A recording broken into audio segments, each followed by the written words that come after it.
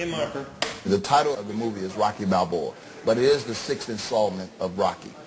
And I played the heavyweight champion of the world, Mason Dixon.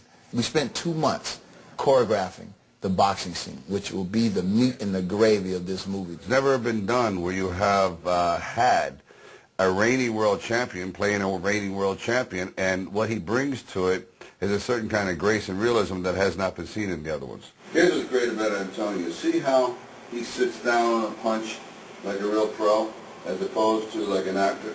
He wanted me to hit him. And he didn't want to do those old Rocky movies like when, you know, Apollo Creed jabbed, he was a foot away, but you see Rocky head snapping back. No, he wanted to eliminate that. We brought it in close, and we punched. It's one thing to sit there and watch a fight and criticize, oh, why couldn't he do that? Why can't he get out of the way? What? Try it. It ain't so easy, okay? When you're in there with a pro, it's lightning fast, and you're just hoping for the best. In order for Antonio to play the role of Mason Dixon, he had to gain a significant amount of weight. This Mason Dixon guy is a heavyweight. He's a 200-plus pound fighter.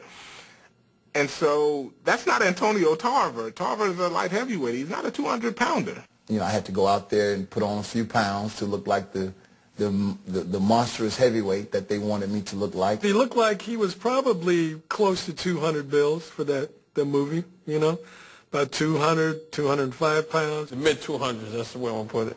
We've heard stories that he's 215 or to 220. I believe he was 220,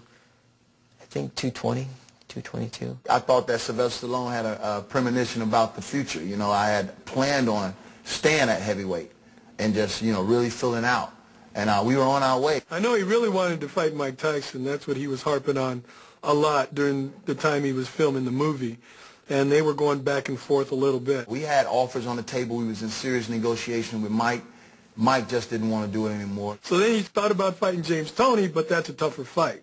That's a real heavyweight who wants to fight, is very talented. And then, you know, the Bernard Hopkins fight came along, and, hey, that's a smaller guy who's lost twice in a row. You know, that's probably a better choice to make. Tarver's got to come down from whatever weight he's going to actually admit that he was, 220, 215, down to 175. You're talking about losing 30, 35, 40 pounds, whatever it is. You got to be careful how you do that. Because if you don't do it the right way, you're going to be weak. You're not going to be a 175-pound guy. You're going to weigh 175, but you're going to be weaker than that. Bernard Hopkins faces the opposite challenge from Tarver. Gain weight while training to fight the best light heavyweight in the world. Right? Jab, jab, jab, jab, power shot.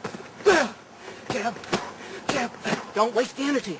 Push him away, push him away, push him away. Look, let me, look. For Hopkins, the opportunity to achieve a feat his childhood hero was unable to accomplish has provided strong motivation. Bernard still wants to put a punctuation mark on his legacy, and that is the challenge for the light heavyweight championship, something very few middleweights have ever been able to do. There have been some that have tried. The most famous case is Ray Robinson. Sugar Ray Robinson had dominated the middleweight division, winning the belt, losing the belt, winning the belt, losing the belt, and he did all he could do and fought everybody in the middleweight division, and they was killers back then. The real Sugar Man, the original, maybe the greatest fighter of all time, tried to capture the light heavyweight title and came very close with Joey Maxim. The original fight date had been postponed due to torrential rain. By the time the fight took place, New York and Yankee Stadium were in the midst of a record heat wave. It was 110 degrees. The referee, Ruby Goldstein, had to be carted out of the ring mid-fight and replaced. Despite giving Maxim an 18-pound weight advantage, Robinson built up a seemingly insurmountable lead. But the heat proved to be too much for Robinson, and he quit on his stool before the start of the 14th round. Ray retired after that fight, went to Europe, basically to engage in nightclub dancing. I always admire a legend named Sugar Ray Robinson who fell short from attempting to become a lightweight champion. Now, that there is personal to me, or I would have took any other fight. If Bernard Hopkins is able to capture the light heavyweight title on the heels of what he's already accomplished in his career and do so doing what his idol was unable to do, you know, those are the sort of things you write in a Hollywood script. I spent practically my whole day either training or getting ready to train. We isolated, I'm focused, I'm here, 10. You see what it is. It's me and Dudley. When I first met him, I met him with Buddy McGirt. He was working with some fighters, and what I recognized was that this guy was different. I don't like the knockout. I like going the 12 rounds. It excites me. The fighters that he was working with, they didn't really appreciate his work. The rest of the guys I was working with didn't do anything, so didn't want to, train, because they say I train too hard. He's no nonsense type of guy, and this is the key. I love it, and I love, someone listening, because it's hard and grueling right now, but it pays off in the ring. He's very good at what he does, and he's very, very educated. He takes his job very, very serious. We show up in the gym, that's Buddy's time.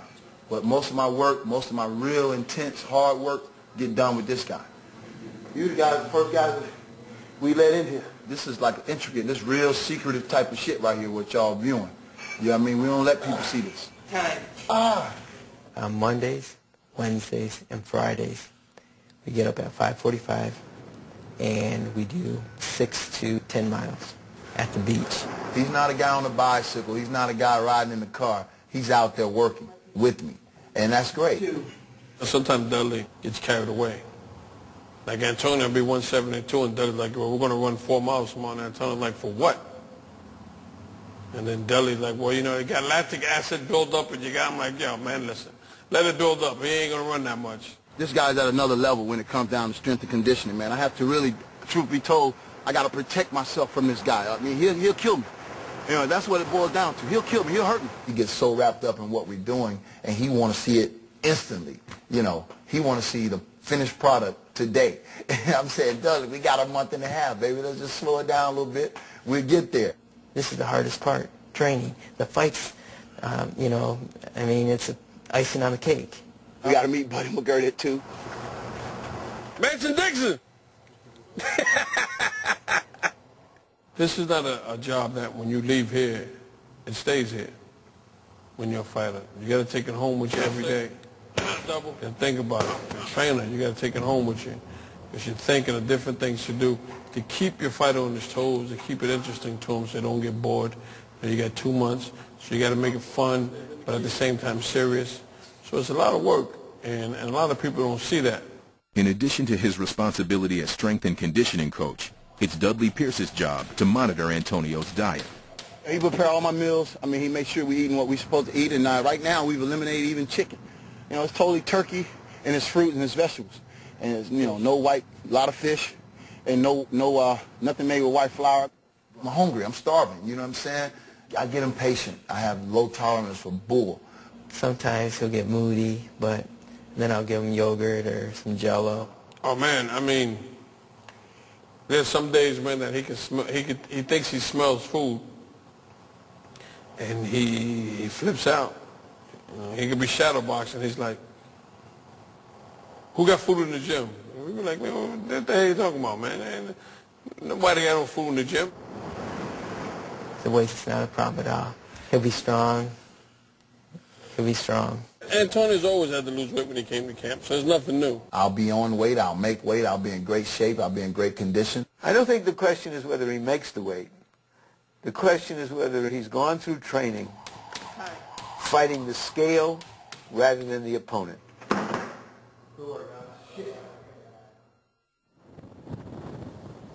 Bernard loves to train.